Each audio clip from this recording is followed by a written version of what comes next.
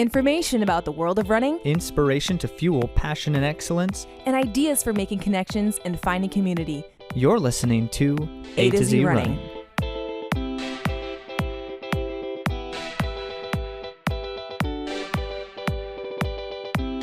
Hey everyone, thanks for joining. This is our first episode. My name is Andy. And I'm Zach. Our first podcast episode is all about finding community, which is a really big deal at A-to-Z Running. It's what we're trying to do here. It's really easy to isolate, but there's so much more value to be had in running when we can do it together in community. So our goal with the podcast is to connect this vision that we have with everything we do and just bring a clear message to you, our listener. And we're going to do that with a couple of different sections in each episode. The first one is just talking about the world of running and some interesting things that are happening in the sport around us. Then we'll get on to kind of the main topic. And we might do that with some interviews with guests or sharing some athlete stories and things like that. And then finally closing out by consulting some experts and ultimately intending to answer some of your questions, things about health and strength and fitness. They may be wondering how you do that. How do you leave a question? You can send us a note at AtoZrunning.com. You can tag us in social media. Of course, it helps to subscribe. So let's get started.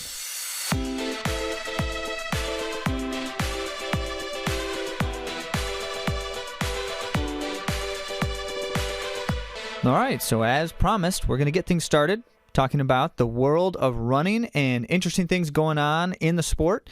And of course, as many of you know, 2-ish weeks ago was the Berlin Marathon, so we want to start there. Andy, tell us about Berlin. I am only going to talk about one runner because there's a lot of outstanding performances. Sarah Hall killed it. She ran 2:22.16, which was her best ever time. So that's really fast. That's not just really fast, though, because that's like top, 6th all-time for U.S. female athletes. And she finished 5th overall at the Berlin Marathon, which is the premier marathon in the world. Yeah, it's pretty much considered the fastest marathon course in terms of legit and certainly the World Marathon Majors, so that's pretty awesome. It's no surprise that world records are set there quite a bit over the years. And that being said, we should just mention, at least in passing, that Kenenisa Bekele, Ethiopian, just missed Eliud Kipchoge's considered to be nearly impossible world record. Kenenisa missed it by 2 seconds. Wow. 2 seconds. And let's not forget that a couple of years ago, he missed the other world record by 6 seconds. So this guy's apparently the king of near misses, also known to be the greatest distance runner in the history of time. So he's got something going for him, but man, 2 seconds. That hurts. So this is going to be an exciting period in marathoning when we've got epic contention like those two, among others. So, that's pretty great, but the timing here is not incidental that we're releasing this episode just after the conclusion of the World Track and Field Championships that just wrapped up on October 6th after about 10 days of competition. And of course, when a World Championships happens in track and field, there's always a lot to talk about. And so we're not going to do that. We're not going to talk about everything because we can't, and that's not the intent of this time. But we do want to highlight, because here we are sitting in West Michigan, and we've got a story from West Michigan in the men's 800 meters. And I don't know how many of you know this, but Donovan Brazier graduated from Kennewick Hills High School right here in West Michigan, just outside Grand Rapids. Donovan started to compete collegiately, but went pro quite quickly because of his outstanding performances early on. And from there, he's already, as a young athlete, had a star-studded career. And he just added to the list of his accomplishments, World Championship, gold medal in the 800 meters.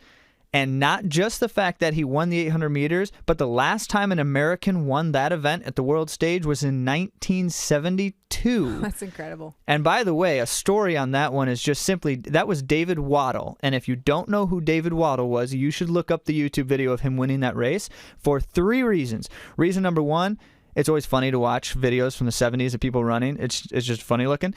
Reason number 2, because David Waddle should not have won that race. And if you watch it, you'll know why, especially after the first 600 meters of the run.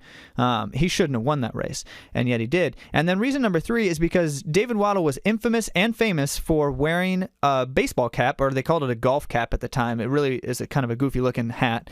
He would wear that while he was racing the 800 meters, which is kind of funny.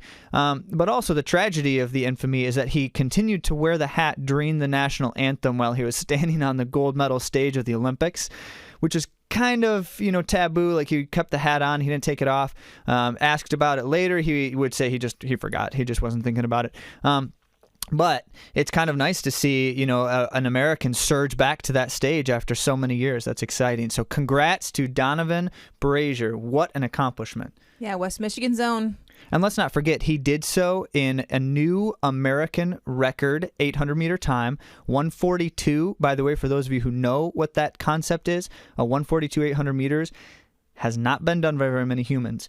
And it's also a new championship record time as well. Flying. On fire. So there's so much else to say about the World Championships, a number of gold medals from Americans, among other great accomplishments, certainly. We had an American record in the women's 1500, even though she finished 4th. Shelby Houlihan. Like Shelby Houlihan. Let's say her name because she's legit. Yep. She did not get her moment on the podium, but she deserved it. Absolutely. American women in the 400-meter hurdles went 1-2, and Delilah Muhammad winning the race in a world record time, and so many other things to say. So we would want to encourage you, if you're a running fan, there's a lot to watch from that World Championships. And we just mentioned a couple of the highlights. Certainly try to find those videos and give them a watch because they're worth seeing. The men's pole vault competition is another one that was just crazy. It was awesome to see. Not a running event, but still good. That's it. That's the world of running for this week. Again, there's so much more we could talk about. We want to highlight these events in order to elevate this sport and help us all become better fans. And on our next episode, you can look forward to us talking about the Chicago Marathon and what that event held for both the world and maybe a little bit about our experience as well.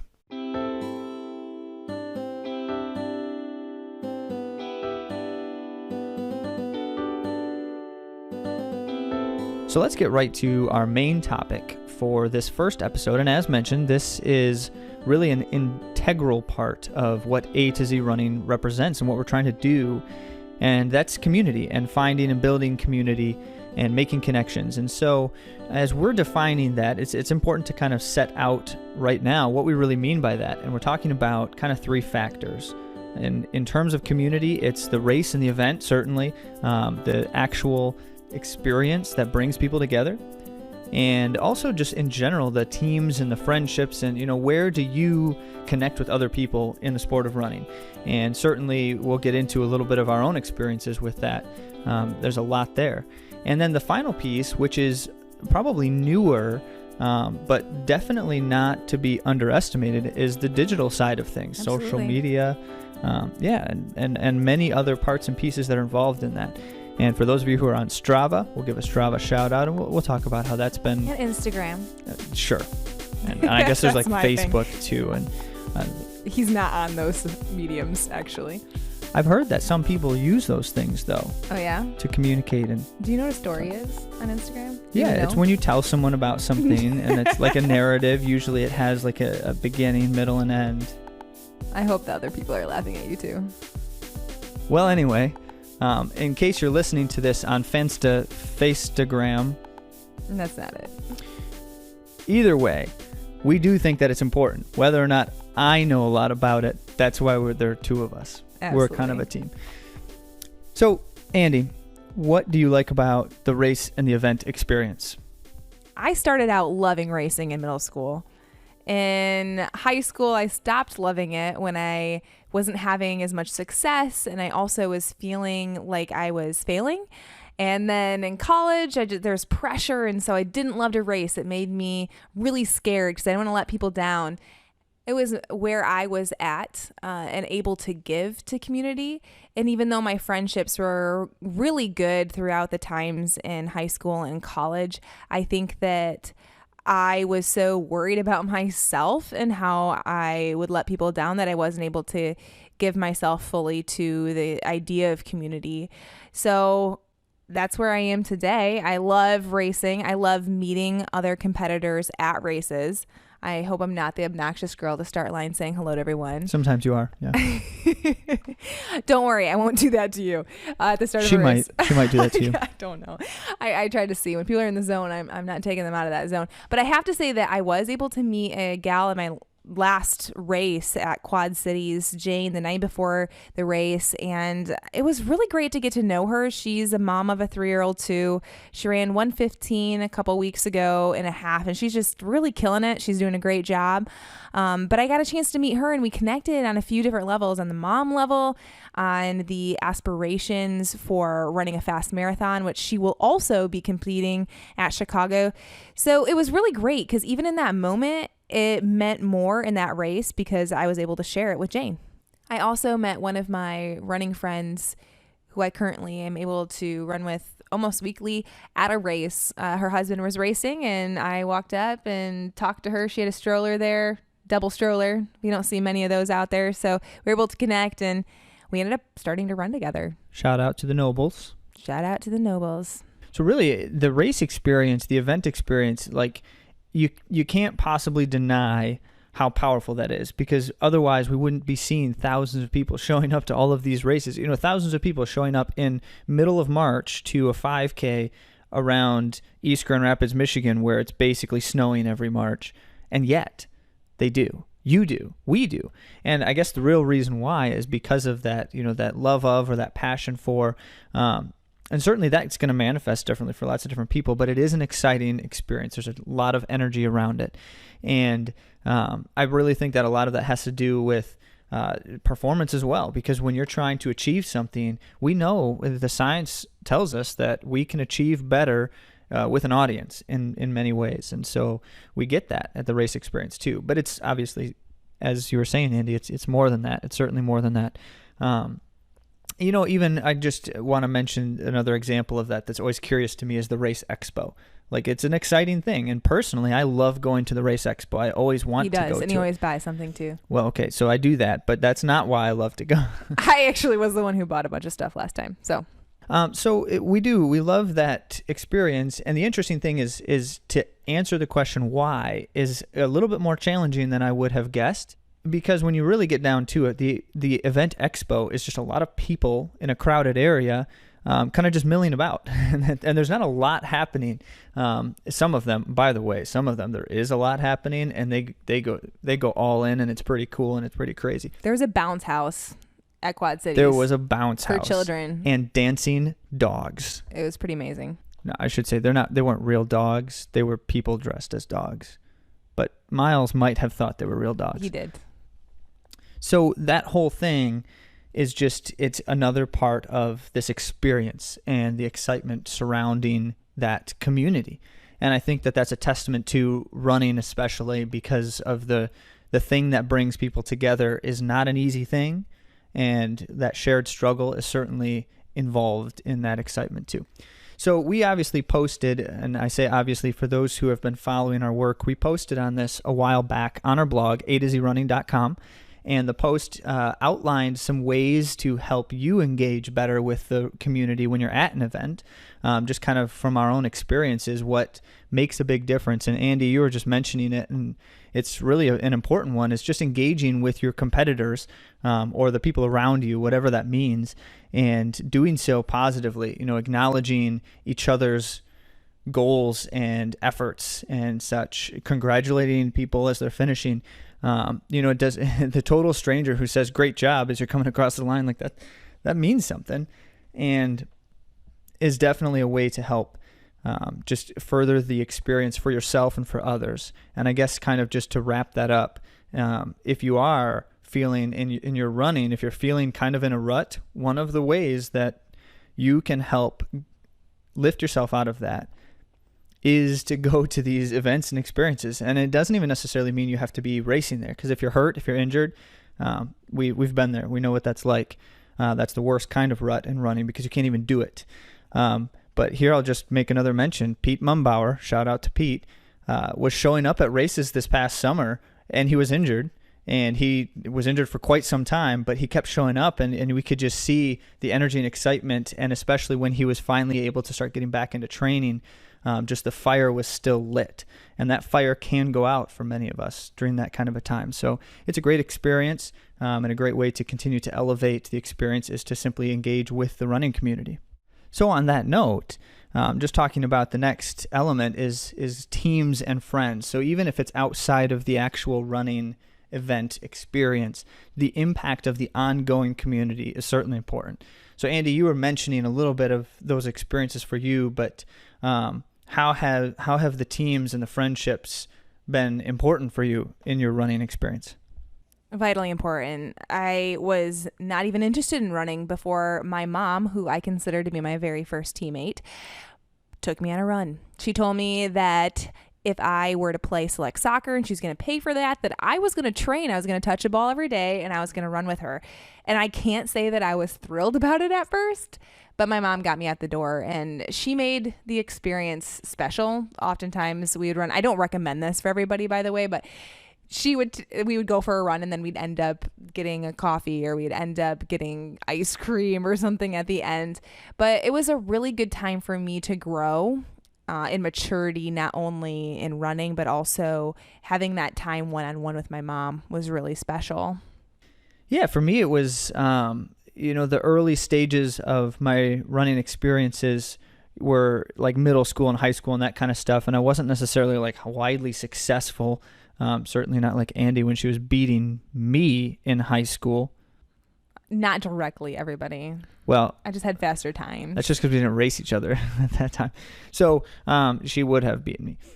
So for me, the big thing that just continued to light the fire in various different ways were the team aspects. And I even remember like in high school when I remember Mikey Tillman, the team captain, the cross-country team at high school, had kind of taken me under his wing, and he just really took it upon himself to teach me a little bit about how to engage in a race and the whole mindset and such. And I feel like I learned a bit of my cutthroatness from Mikey.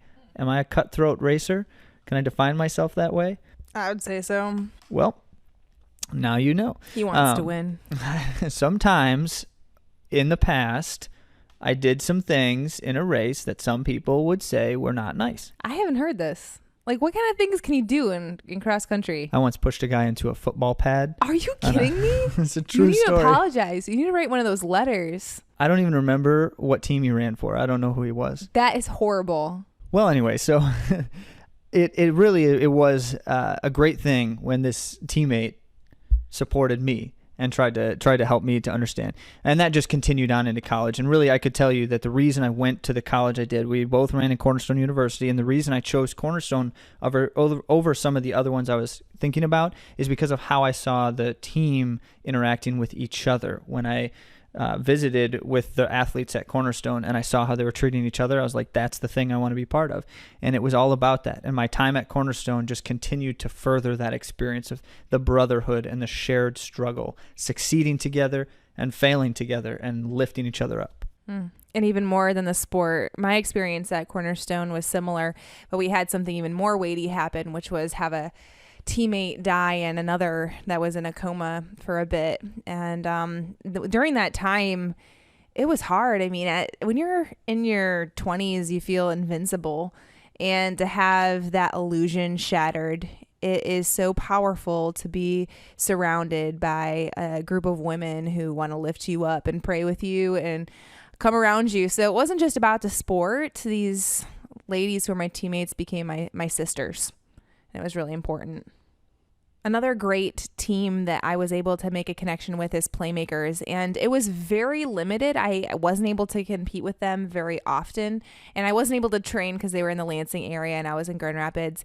But having the same goal and having a shared vision, and then when we live in this day and age with this great technology, we were able to keep in touch. It is just a testament to how strong the bond can be when you compete as a team together, when you have that shared experience. Because even though, for instance, Kaylin Russo, I only actually ran like 3 races with her, but she's someone I'm in contact with on a regular basis via social media, and we've met up to run before, since then. So it was a really powerful connection just to have the same vision in mind. Yeah, and just thinking about that, because Playmakers team really only raced together like twice a year at most, sometimes less often, depending on who is doing what at what time. And yet we would show up at that race, and it was like, it was kind of that brotherhood thing again. Despite the fact that we were, all adults going our separate ways after that, 2-day thing. And so it was a really neat experience. I felt the same way. So both Andy and I ran on Playmakers together and met some people that we now still to this day are in contact with, and some to, significant degrees, despite the fact that we never see each other, hardly ever see each other. And the other example of that is Jed Christensen. Another shout out. So hi, Jed. Hi, Jed. Jed will likely never hear this, right?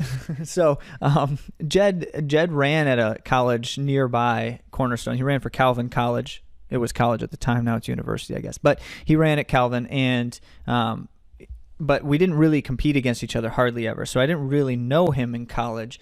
And then after college, when we both ran at Playmakers together, it kind of grew that connection, or began to grow it. But even to this day, so like Jed and I talk all the time compared to friends that are nearby. And, it's just a fascinating thing. He lives in Pennsylvania. We live in West Michigan. I was in his wedding just this past summer. And yet for no other reason than because of this running experience that somehow brought us together. And that's not the thing that keeps us together. We don't run together. We don't train together. Although Jed is very important in helping me develop some of my perspectives on training and running that I use to this day. And I will still call Jed on a fairly regular basis to ask him about scenarios and situations and workouts and running to make sure that I understand what we're trying to do here. But so that's just another clear example of the importance of that. And another one tied to it is the Q Elite Racing team. So Q is Nate Van Holten, the coach, now head coach at Cornerstone University for cross country. And so when he coached me in college, he continued coaching some of his athletes post college under the umbrella of Q Elite as a track club. And none of us really spent any time with each other, but we would show up every once in a while at something together, and it was still like we were part of something together, because there's something about the running community thing that really draws us and keeps us together. And to this day, I'm striving and seeking it. And one of the most recent awesome groups that I've been able to be part of is a mom's running group. And some of these ladies I didn't know very well before we started running together, and now they've become really good friends. And our kids too, which is not a small thing to have these play dates and have our kids look forward to playing together. So that really kind of brings us to the final point of the community aspect as we see it, and that's the digital side. And we really do want to emphasize the value of the digital side and helping continue to foster, grow, or build the community. And the clear example that I always point to with this is Strava, because it's been clear for me in my experience, certainly for others as I've noticed as well. So Strava, as a social media platform, it's really just about sharing your workouts. That's what it's designed to do. And nothing really complicated about it. And yet the idea that when I post something on there, first, I just know that other people see it and they acknowledge that, whether they engage with it immediately or other times or something. But, I know that other people see it and they see what I'm doing, and I get an appreciation from that on occasion. And I'll never stop talking about how incredible it is to me that some of the people that I've never met before and yet engage with in Strava, I end up seeing places because of the running events and things like that, or for some reason or another, because we can see where people are running, we end up contacting each other and saying, hey, I just realized that I'm running in the same place where you live. Let's run together. And then it happens. And like now these people that I never would have met before, and yet we're going for runs together, and we're actually creating these relationships that then, can help grow into the full community that we're building around ourselves. So you can find Zach on Strava at Zach Ripley. But just don't try to beat any of my segments, because I'm kidding. Of course he would say that. I'm not sure that I actually have a single course record segment thing anymore, because I'm pretty sure all of them have been broken by cyclists. Boo hiss. Or kids on scooters. So that brings us to the You're last not as thing. fast as a kid on a scooter? There are fast scooters out there. Sometimes they're going downhill. They're scooting real fast. Maybe they're on roller skates. Roller skates are a thing, Yeah, right? well, People still use those. I'm not sure. All Bring the them back. kids They're like pretty roller cool. skates. Never too good at that. Well, you can find A to Z Running on Instagram, and that's where I kind of hang out. I've met a lot of amazing runners via Instagram, and being able to see people's accomplishments, things that they've done, or even injuries that they're going through. In fact, I found a lot of encouragement because I have a hip labrum tear in each hip. And I was able to see a lot of success stories coming out of the same injury as me, and connecting with other people who have gone through that same long, painful injury was a huge encouragement. And not only that, I have to say about this whole finding community, we were saying, I don't know why that's so powerful, but I have a theory that we are really vulnerable when it comes to running. We're tired.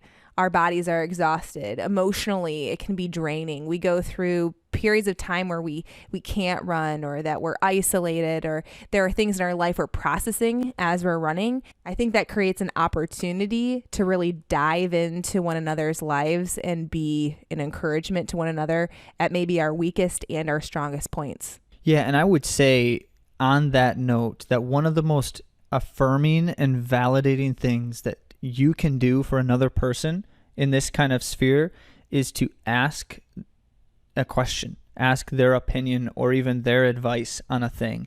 And it's profound because we think of, every time I see something, I want to offer my opinion and offer my advice. But think about how you feel when another person seeks you out. I post on your social media post a comment that says, I see that you're dealing with this thing. What can you do about it? I'm experiencing the same kind of thing. Or just trying to affirm someone else and support and encourage them by asking them questions. It's really powerful. So I guess that's what I'm going to do right now. I am going to ask all of you what motivates you in running, what you're looking for in a running community. And that's what A to Z Running is all about. We want to hear from you. And I know that blogs can sometimes be a way for information to be put out there on the internet. And we are obviously giving tips and interviews. We want to be able to add value to your sport, but we also want to hear from you in your experience, because that adds value to everybody who reads AtoZrunning.com. And that's really what makes us determine whether the thing we're doing is worthwhile, is the connection and the communication that we can have with all of you. And we've already begun that, certainly in the race events and things like that. And we've had a lot of engagement in social media, and we're so appreciative of that. But more to the point that's going to help continue to foster greater and more powerful community for everyone involved.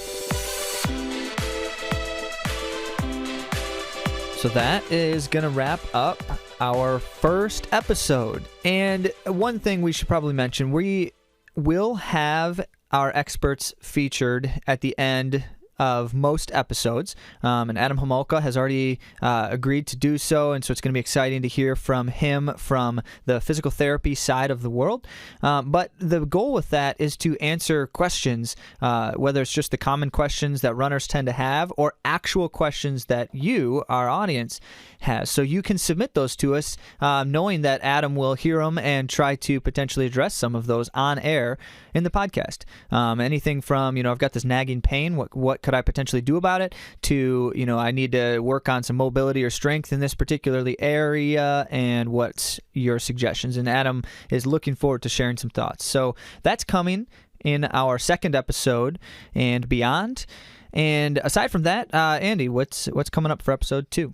So as we mentioned earlier in this podcast episode, we are running Chicago Marathon. So next week we will be talking about the Chicago Marathon and our journey getting there. And for those of you who follow me on social media, I disclosed some of my journey with all of you, and the labrum tears that I've had leading up to this race has not been easy. It's been quite the journey, and many of you have been along a similar journey. So we're going to be sharing about the struggle The marathon is a struggle. The timing will be great because we'll be a couple of days post-marathon when that episode comes out. And for any of you who have run a marathon, you know that those are some of the worst days of your life. That is really dramatic. And true. We might be doing our podcast episode on the main level of our house instead of the basement. So you can look forward to that coming next week for episode 2 on the A to Z Running Podcast. All other things aside, thanks for listening. And remember that you can find us at AtoZrunning.com as well as Andy on what social media platforms?